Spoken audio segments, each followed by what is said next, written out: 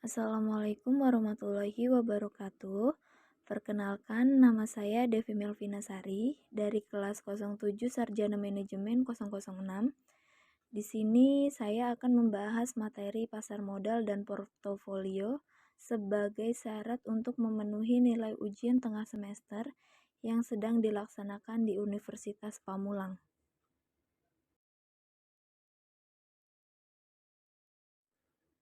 Berikut pembahasan materi yang akan disampaikan, yaitu yang pertama pengenalan investasi dan yang kedua adalah pasar modal.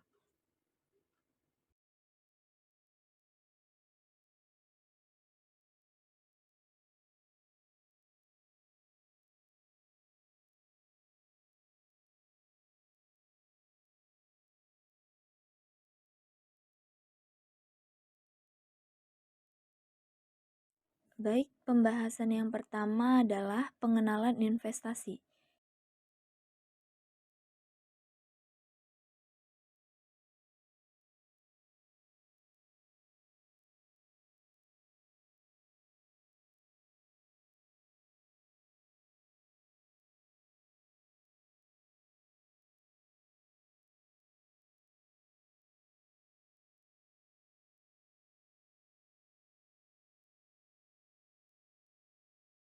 Investasi adalah aktivitas menempatkan modal baik berupa uang atau aset berharga lainnya ke dalam suatu benda, lembaga, atau suatu pihak dengan harapan pemodal atau investor kelak akan mendapatkan keuntungan setelah kurun waktu tertentu.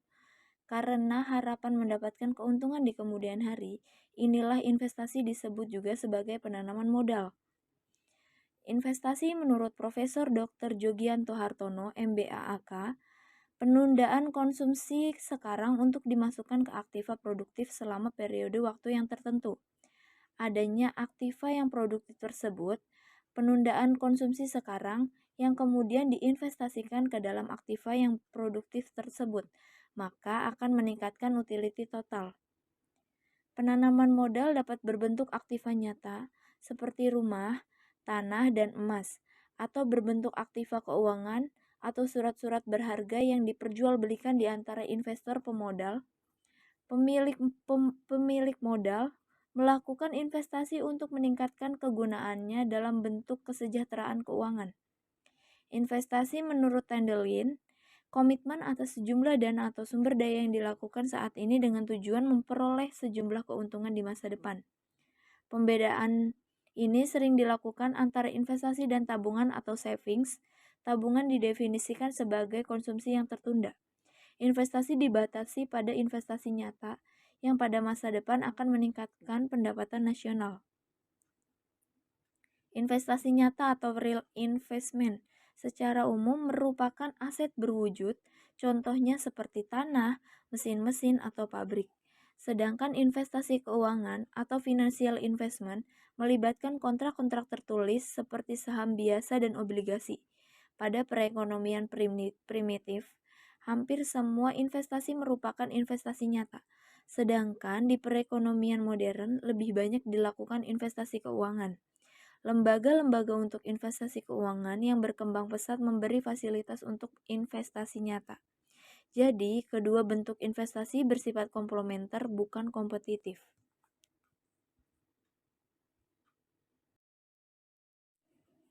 Jenis-jenis investasi adalah investasi secara umum dibagi menjadi dua, yaitu investasi jangka pendek dan investasi jangka panjang. Investasi jangka pendek adalah investasi yang dilakukan dalam waktu yang singkat. Sedangkan investasi jangka panjang yaitu investasi ditujukan untuk masa depan atau tua. Jadi, investor membutuhkan waktu yang cukup lama untuk menikmati hasilnya. Berikut perbedaannya. Yang pertama, investasi jangka pendek. Dari segi modal, investasi jangka pendek bisa dimulai dengan modal kecil, bahkan tidak sedikit instrumen yang bisa dimulai dengan budget ratusan ribu rupiah. Pergerakan investasi yang cepat juga membuat risiko yang ditawarkan cukup besar. Hal tersebut dipengaruhi oleh berbagai macam faktor, salah satunya pergerakan harga pasar yang tidak stabil. Investasi jangka pendek memiliki jangka waktu minimal 1 tahun dengan tujuan untuk memenuhi kebutuhan dalam waktu dekat. Yang kedua, investasi jangka panjang. Dari segi modal, investasi jangka panjang, keuntungan investasi jangka panjang bisa dibilang cukup besar, sehingga perlu dana ekstra untuk mendapatkan keuntungan yang maksimal. Selain itu, investasi jangka panjang juga lebih minim risiko karena pergerakan uang tidak cepat. Oleh karena itu, kesabaran adalah kunci penting dalam jenis investasi ini. Jangka waktu investasi jangka panjang minimal 5 tahun, di mana untuk masa depan investasi jangka panjang cocok untuk mempersiapkan dana pensiun. Manfaat-manfaat investasi adalah yang pertama, menghindarkan dari inflasi yang terjadi setiap tahunnya membuat nilai aset berkurang. Dengan melakukan investasi, maka aset juga akan berkembang menghasilkan nilai tambah sehingga bisa mengimbangi gerusan inflasi. Yang kedua, meningkatkan nilai uang atau kekayaan. Manfaat dan tujuan investasi adalah untuk meningkatkan nilai kekayaan. Bayangkan jika kamu memiliki investasi berupa emas yang harganya naik setiap tahunnya, tentunya hal tersebut akan menjadi sumber penghasilan tambahan untuk meningkatkan harta. Yang ketiga, kebutuhan darurat. Ketika Anda mengalami keadaan di mana membutuhkan dana untuk suatu kebutuhan, tentunya Anda bisa menggunakan dana atau aset yang telah Anda investasikan. Tidak perlu pusing untuk mencari pinjaman karena masih tertutupi dengan investasi. Yang keempat, mempersiapkan kebutuhan masa depan.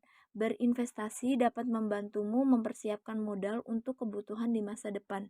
Sebut saja biaya pernikahan, pendidikan anak, dan kesehatan. Melalui investasi, kamu bisa mengatasi peningkatan biaya pada kebutuhan-kebutuhan tersebut. Yang kelima, mencapai financial freedom adalah kondisi di mana kamu merdeka secara finansial. Artinya, penghasilanmu sudah cukup untuk memenuhi kebutuhan sehari-hari. Yang keenam, pensiun lebih siap. Tentu, seseorang tidak akan bekerja seumur hidup, maka dengan investasi bisa mempersiapkan masa depan. Selagi masih muda, persiapkanlah masa depan dengan baik. Selain menabung, kamu juga bisa berinvestasi dan memanfaatkan efek compounding untuk mempersiapkan dana pensiun. Yang ketujuh, melatih dalam pengambilan keputusan.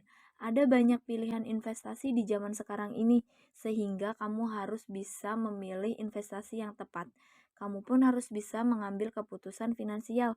Berbagai masalah yang akan kamu hadapi akan mengasah kemampuanmu analisamu, wawasan dan pengetahuanmu tentang investasi pun akan bertambah seiring waktu. Dan yang terakhir, membuka wawasan.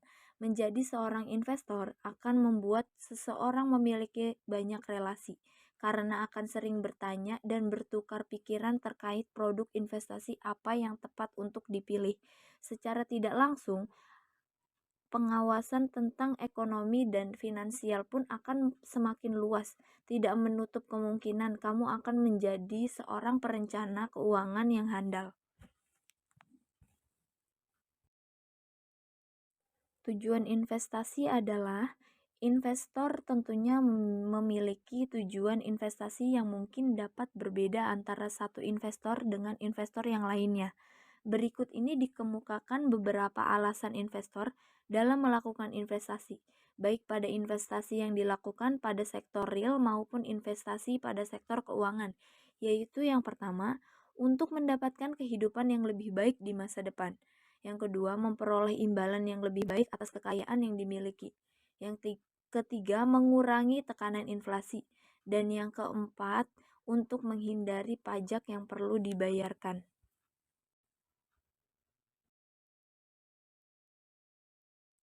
Dasar-dasar keputusan investasi adalah yang pertama return, merupakan tingkat keuntungan yang didapat dari investasi.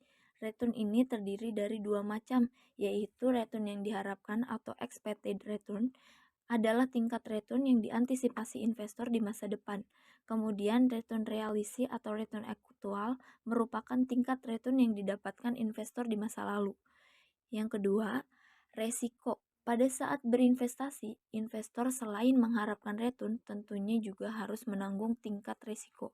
dalam konteks manajemen investasi oleh investor dengan return yang benar-benar diterima oleh investor atau return aktual.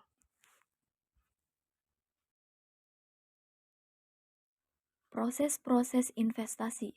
Proses investasi berkenaan dengan bagaimana seharusnya investor membuat keputusan mengenai pemilihan sekuritas, seberapa luas investasi sebaiknya dilakukan, dan kapan investasi seharusnya dilaksanakan. Proses investasi menjelaskan bagaimana seharusnya seorang investor membuat keputusan investasi sekuritas yang biasa dipasarkan, seberapa ekstensif, dan kapan sebaiknya dilakukan. Ada 5 prosedur menurut Sharpe dalam membuat keputusan yang menjadi dasar proses investasi. Yang pertama, penentuan kebijakan investasi yang meliputi penentuan tujuan investor dan banyaknya kekayaan yang dapat diinvestasikan. Karena terdapat hubungan positif antara resiko dan return, untuk strategi investasi bukan suatu hal yang tepat bagi seorang investor untuk berkata bahwa tujuannya adalah memperoleh banyak keuntungan. Yang tepat bagi seorang investor dalam kondisi seperti ini adalah menyatakan tujuannya untuk memperoleh banyak keuntungan dengan memahami bahwa ada kemungkinan terjadinya kerugian. Tujuan investasi seharusnya dinyatakan dalam risiko maupun return.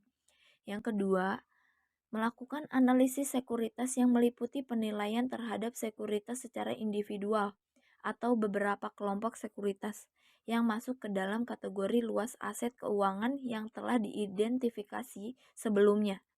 Adapun tujuan melakukan penilaian tersebut yaitu mengidentifikasi sekuritas yang salah harga atau mispriced. Yang ketiga, pembentukan portofolio melibatkan identifikasi aset-aset khusus mana yang akan dijadikan investasi, juga menentukan besarnya bagian kekayaan investor yang akan diinvestasikan ke tiap aset tersebut. Di sini, masalah selektivitas, penentuan waktu, dan diversifikasi perlu menjadi perhatian bagi investor. Selektivitas juga disebut micro forecasting, merujuk pada analisis sekuritas dan memfokuskan pada peramalan pergerakan harga tiap-tiap sekuritas. Penentuan waktu atau timing yang juga disebut macro forecasting meliputi peramalan pergerakan harga saham biasa secara umum relatif terhadap sekuritas dengan bunga tetap, misalnya obligasi, korporasi atau PT TBK, dan treasury bills. Yang keempat, merevisi portofolio, yaitu dari waktu ke waktu. Investor mungkin mengubah tujuan investasinya yang pada gilirannya berarti portofolio yang dipegangnya tidak lagi optimal. Oleh karena itu, investor membentuk portofolio baru dengan menjual portofolio yang dimilikinya dan membeli portofolio lain yang belum dimiliki. Motivasi lain dan langkah ini adalah dengan berjalannya waktu, terjadi perubahan harga sekuritas, sehingga sekuritas yang tadinya tidak menarik sekarang menjadi menarik, dan biasa juga kebalikannya. Jadi investor ingin menambah sekuritas yang menarik portofolionya dan menjual sekuritas yang tidak lagi menarik. Keputusan semacam ini tergantung antara lain pada besarnya biaya transaksi untuk melakukan perubahan tersebut dan juga besarnya peningkatan pendapatan investasi portofolio yang baru. Yang terakhir adalah mengevaluasi kinerja portofolio. Langkah kelima dalam proses investasi adalah evaluasi kinerja portofolio, meliputi penentuan kinerja portofolio secara periodik, tidak hanya berdasarkan return yang dihasilkan tetapi juga resiko yang dihadapi investor. Jadi, diperlukan ukuran yang tepat tentang return dan risiko dan juga standar atau benchmark yang relevan. Tipe-tipe investasi keuangan. Investasi pada aktiva keuangan dibagi menjadi dua, yaitu investasi langsung dan investasi tidak langsung. Investasi langsung dilakukan investor dengan cara membeli langsung aktiva keuangan dari suatu perusahaan. Sebaliknya, investasi tidak langsung dilakukan dengan membeli saham melalui perusahaan investasi yang mempunyai portofolio aktiva-aktiva keuangan perusahaan lain. Investasi langsung dilakukan dengan memperjualbelikan aktiva keuangan secara langsung di pasar uang atau money market, pasar modal atau capital market, atau pasar turunan derivative market. Investasi langsung juga dapat dilakukan dengan cara membeli aktiva keuangan yang tidak dapat diperjualbelikan. Contohnya, aktiva keuangan yang diperoleh melalui bank komersial. Aktiva-aktiva ini dapat berupa tabungan di bank atau sertifikat deposito. Aktiva yang diperjualbelikan di pasar uang atau money market dapat berubah aktiva yang mempunyai resiko gagal kecil, jatuh temponya pendek, dengan tingkat likuiditas yang tinggi. Contoh, aktiva ini dapat berupa treasury bill yang banyak digunakan di penelitian keuangan sebagai proxy return bebas resiko. Contohnya yaitu sertifikat deposito yang dapat diperjualbelikan dengan negosiasi. Istilah negosiasi dapat diartikan sebagai aset yang dapat dijual kembali. Pasar uang memiliki sifat jangka pendek, sedangkan pasar modal secara umum bersifat investasi jangka panjang. Yang diperjualbelikan di pasar modal adalah aktiva keuangan berupa surat-surat berharga pendapatan tetap dan saham-saham, opsi, dan futures kontrak. Merupakan surat-surat berharga yang diperdagangkan di pasar turunan atau derivative market. Disebut dengan surat-surat berharga turunan karena nilainya merupakan jabaran dan surat berharga lain yang terkait. Opsi dapat berupa put and call option. Put call option merupakan derivatif yang memberikan hak kepada pemegangnya untuk menjual atau membeli sejumlah saham perusahaan lain dalam kurun waktu tertentu dengan harga yang sudah ditetapkan. Tipe lain dan opsi adalah waran. Waran adalah suatu hak yang diberikan kepada pemegangnya untuk membeli saham dan perusahaan bersangkutan dengan harga yang tertentu dalam kurun waktu yang sudah ditentukan. Nilai dari waran merupakan jabaran atau turunan dan harga saham yang terkait. Futures kontrak merupakan persetujuan untuk menyediakan aktiva di masa mendatang dengan harga pasar yang sudah ditentukan di muka. Aktiva yang diperdagangkan umumnya adalah komoditi hasil bumi. Macam-macam investasi langsung dapat disarikan sebagai berikut. Yang pertama, investasi langsung yang tidak dapat diperjualbelikan yaitu tabungan dan deposito. Yang kedua, investasi langsung dapat diperjualbelikan. Yang A, investasi langsung di pasar uang yaitu T-bill. Yang kedua, deposito yang dapat dinegosiasi. Yang B, investasi langsung di pasar modal. Yang A, surat-surat berharga pendapatan tetap. Yang pertama Federal Agency Securities, yang kedua Municipal Bond, yang ketiga Corporate Bond, yang keempat Convertible Bond. Yang B, saham-saham equity securities, yang pertama saham preferred, yang kedua saham biasa.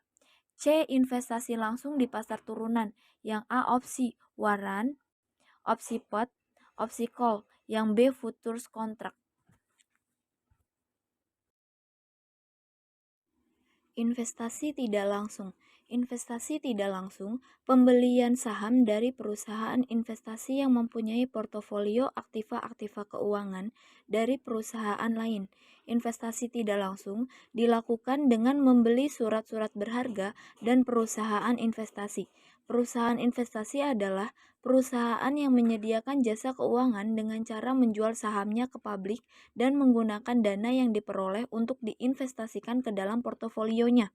Hal ini dapat dikatakan bahwa perusahaan investasi membentuk portofolio atau diharapkan portofolionya optimal, kemudian menjual eceran kepada publik dalam bentuk saham-sahamnya. Investasi tidak langsung lewat perusahaan investasi merupakan hal yang menarik bagi investor, paling tidak karena dua alasan utama yaitu, yang pertama, investor yang memiliki modal kecil dapat menikmati keuntungan karena pembentukan portofolio. Apabila investor ini harus membuat portofolio sendiri, maka dia harus membeli beberapa saham dalam jumlah yang cukup besar nilainya. Investor yang belum memiliki dana cukup untuk membentuk portofolio sendiri dapat membeli saham yang ditawarkan oleh perusahaan investasi ini.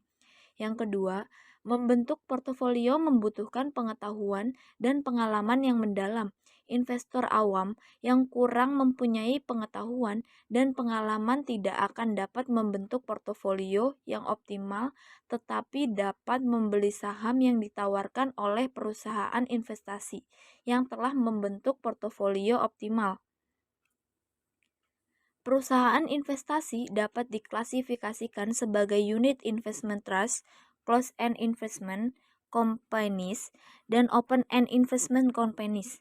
Unit investment trust merupakan trust yang menerbitkan portofolio yang dibentuk dan surat-surat berharga berpenghasilan tetap, misalnya bond, dan ditangani oleh orang kepercayaan yang independen.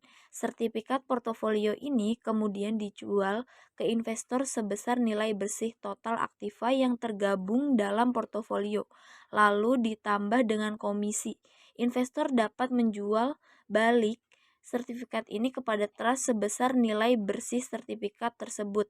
Besarnya NAV per sertifikat adalah total nilai pasar dan sekuritas-sekuritas yang tergabung di portofolio dikurangi dengan biaya-biaya yang terjadi dan dibagi dengan jumlah sertifikat yang diedarkan. Closed-end investment companies merupakan perusahaan investasi yang hanya menjual sahamnya dalam jumlah yang tetap, yaitu sebanyak saat penawaran perdana atau initial public offering saja. Biasanya, perusahaan investasi ini tidak menawarkan lagi tambahan lembar saham, kecuali jika ada penawaran publik berikutnya. Lembar saham yang sudah beredar dan penawaran perdana diperdagangkan di pasar sekunder dengan harga pasar yang terjadi di pasar bursa.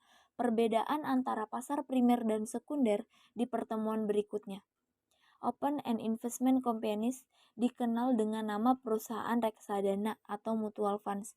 Menurut Undang-Undang Pasar Modal Nomor 8 Tahun 1995, Pasal 1 Ayat 27, reksadana didefinisikan sebagai wadah yang dipergunakan untuk menghimpun dana dan masyarakat pemodal untuk selanjutnya diinvestasikan dalam portofolio efek oleh manajer investasi. Perusahaan reksadana atau mutual fund ini adalah perusahaan investasi yang mengelola portofolio dan menjual kepemilikan portofolionya di pasar modal. Perusahaan investasi atau perusahaan pengelola reksadana atau mutual fund ini masih terus menjual kepemilikan portofolionya kepada investor. Juga pemegang kepemilikan portofolio dapat menjual kembali kepemilikan portofolionya ke perusahaan reksadana bersangkutan. Dengan demikian, perusahaan reksadana ini mempunyai besarnya portofolio yang berubah-ubah di pasar modal. Dalam nilai total portofolio yang dibentuk disebut dengan aktiva bersih atau NAV, net asset value atau NAV.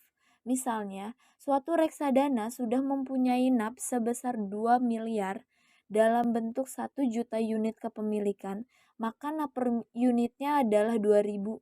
Jika investor baru membeli reksadana ini sebanyak 100.000 unit kepemilikan, maka nilai NAV reksadana berubah menjadi sebesar 2 miliar ditambah 100.000 dikali 2.000 sama dengan 2,2 miliar dan NAV per unitnya 2,2 miliar atau 1 juta ditambah 100.000 sama dengan 2.000.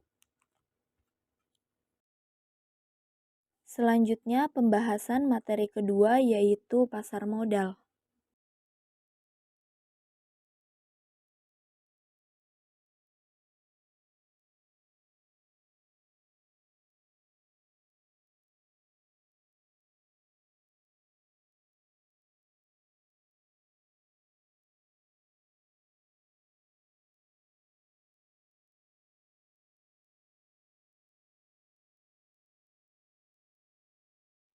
Pasar modal Pasar secara umum merupakan tempat bertemunya antara penjual dan pembeli. Seperti halnya pasar pada umumnya ada pasar baju, pasar buah, pasar beras, dan lain sebagainya. Dalam pasar modal yang diperjualbelikan adalah modal, di mana modal ini dapat digunakan oleh perusahaan untuk kelangsungan berjalannya perusahaan. Modal yang diperjualbelikan dicatat sebagai surat berharga berupa merupakan modal kepemilikan dan modal utang.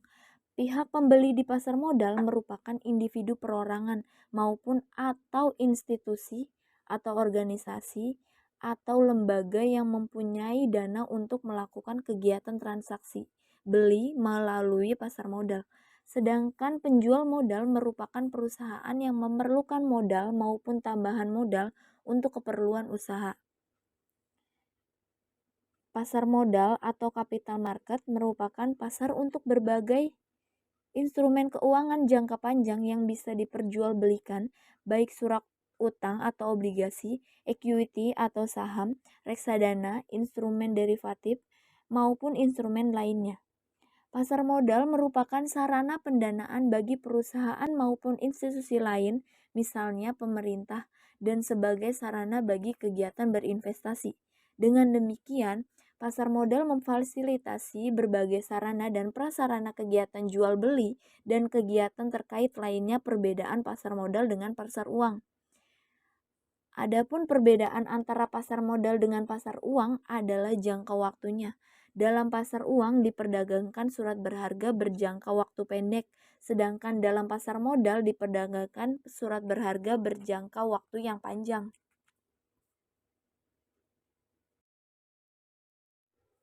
Fungsi pasar modal. Pasar modal memiliki peran penting dalam perekonomian suatu negara karena pasar modal mempunyai dua fungsi, yaitu fungsi ekonomi. Pasar modal menyediakan fasilitas atau wahana yang mempertemukan dua kepentingan, yaitu pihak investor dan pihak yang memerlukan dana.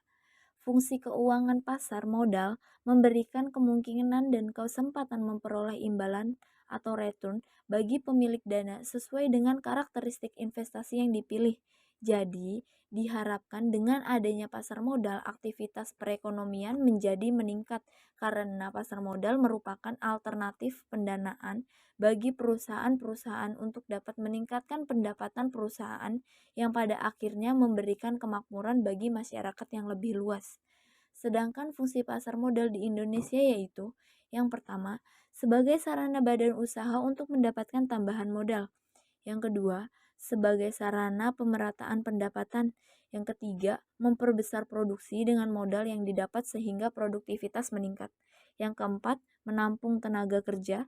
Yang kelima, memperbesar pemasukan pajak bagi pemerintah. Manfaat-manfaat pasar modal adalah secara umum, manfaat dari keberadaan pasar modal yaitu yang pertama, menyediakan sumber pembiayaan atau jangka panjang bagi dunia usaha sekaligus memungkinkan alokasi dana secara optimal. Yang kedua, memberikan wahana investasi yang beragam bagi investor sehingga memungkinkan untuk melakukan diversifikasi. Yang ketiga, menyediakan leading indikator bagi perkembangan perekonomian suatu negara. Maksudnya, jika pasar modal berkembang, maka diharapkan perekonomian juga akan berkembang. Yang keempat, penyebaran kepemilikan perusahaan sampai pada lapisan masyarakat menengah. Yang kelima, penyebaran kepemilikan, keterbukaan, dan profesionalisme menciptakan iklim berusaha yang sehat serta mendorong pemanfaatan manajemen profesional. Jenis-jenis dari pasar modal. Pasar modal dibagi menjadi 4 kategori, yang keempatnya memiliki arti yang berbeda-beda. Untuk mengetahui perbedaannya, yaitu yang pertama, pasar perdana atau primary market merupakan jenis pasar yang mana efek-efek atau surat berharga diterbitkan langsung oleh emiten dan diperdagangkan untuk pertama kalinya ke masyarakat sebelum dicatatkan pada Bursa Efek Indonesia. Yang kedua, pasar sekunder atau secondary market merupakan pasar keuangan untuk memperdagangkan sekuritas atau surat berharga yang telah diterbitkan dalam penawaran umum perdana. Yang ketiga, pasar ketiga atau third market merupakan tempat perdagangan saham yang ada di luar bursa atau biasa disebut over the counter market. Untuk proses transaksi dilakukan antara market dengan investor yang mana harganya sudah ditentukan oleh anggota bursa. Term market ini tidak memiliki pusat lokasi perdagangan atau floor trading. Yang keempat, pasar keempat atau forty market adalah bentuk transaksi jual beli efek antara pemodal dari satu pemegang saham ke lainnya tanpa melalui perantara. Walaupun transaksi dalam pengalihan saham terjadi secara langsung antara pemodal satu dengan lainnya, tetapi mekanisme kerjanya menghendaki pelaporan terhadap transaksi block sale. Pasar modal di Indonesia dan di dunia. Secara historis, pasar modal telah hadir jauh sebelum Indonesia merdeka. Pasar modal atau bursa efek telah hadir sejak zaman kolonial Belanda dan tepatnya pada tahun 1912 di Batavia. Pasar modal ketika itu didirikan oleh pemerintah Hindia Belanda untuk berkepentingan pemerintah kolonial atau VOC. Meskipun pasar modal telah ada sejak tahun 1912, perkembangan dan pertumbuhan pasar modal tidak berjalan seperti yang diharapkan. Bahkan pada beberapa periode kegiatan pasar modal mengalami kevakuman. Hal tersebut disebabkan oleh beberapa faktor seperti Perang Dunia ke-1 dan 3, perpindahan kekuasaan dari pemerintah kolonial kepada pemerintah Republik Indonesia, dan berbagai kondisi yang menyebabkan operasi bursa efek tidak dapat berjalan sebagaimana mestinya. Pada tahun 1977, pemerintah mengaktifkan kembali beroperasinya pasar modal dengan tujuan untuk lebih memacu pertumbuhan ekonomi nasional. Pengaktifkan kembali tersebut dilandaskan oleh adanya kebutuhan dana pembangunan yang semakin meningkat. Di negara-negara ASEAN maupun dunia, secara umum setiap negara memiliki pasar modal masing-masing. Pasar modal untuk wilayah ASEAN diantaranya Singapura, Malaysia, Thailand, Filipina, dan lain sebagainya. Pasar modal di wilayah Asia diantaranya yaitu Jepang, Korsel, Hong Kong, Taiwan, India, Cina, dan lain sebagainya. Pasar modal di Arab diantaranya yaitu Bursa Efek Arab Saudi, Israel, Yordania, Uni Emirat Arab, dan lainnya.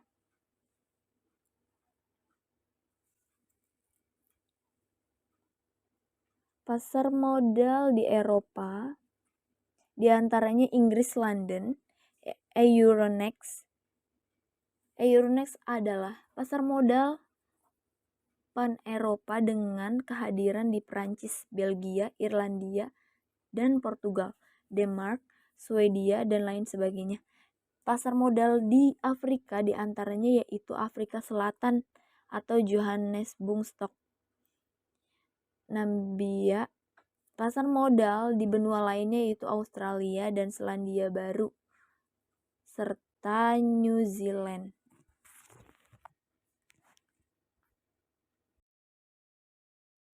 Pasar modal atau capital market merupakan pasar untuk berbagai instrumen keuangan jangka panjang yang bisa diperjualbelikan, baik surat utang atau obligasi, equity atau saham, reksadana, instrumen derivatif, maupun instrumen lainnya. Pasar modal merupakan sarana pendanaan bagi perusahaan maupun institusi lain, misalnya pemerintah, dan sebagai sarana bagi kegiatan berinvestasi. Dengan demikian, pasar modal memfasilitasi berbagai sarana dan prasarana kegiatan jual beli dan kegiatan terkait lainnya. Instrumen keuangan yang diperdagangkan pada pasar modal merupakan instrumen jangka panjang atau lebih dari 1 tahun seperti saham, obligasi, waran, reksadana, dan berbagai instrumen derivatif seperti option futures dan lain-lain. Undang-Undang Pasar Modal Nomor 8 Tahun 1995 tentang pasar modal mendefinisikan pasar modal sebagai kegiatan yang bersangkutan dengan penawaran umum dan perdagangan efek. Perusahaan publik yang berkaitan dengan efek yang diterbitkannya, serta lembaga dan profesi yang berkaitan dengan efek-efek pasar modal memiliki peran penting bagi perekonomian suatu negara karena pasar modal menjalankan dua fungsi, yaitu pertama sebagai sarana bagi pendanaan usaha atau sebagai sarana bagi perusahaan untuk mendapatkan dana dari masyarakat pemodal atau investor. Dana yang diperoleh dari pasar modal dapat digunakan untuk pengembangan usaha, ekspansi, penambahan modal kerja, dan lain-lain. Kedua, pasar modal menjadi sarana bagi masyarakat untuk berinvestasi pada instrumen keuangan seperti saham, obligasi, reksadana, dan lain-lain. Dengan demikian, masyarakat dapat menempatkan dana yang dimilikinya sesuai dengan karakteristik keuntungan dan resiko masing-masing instrumen.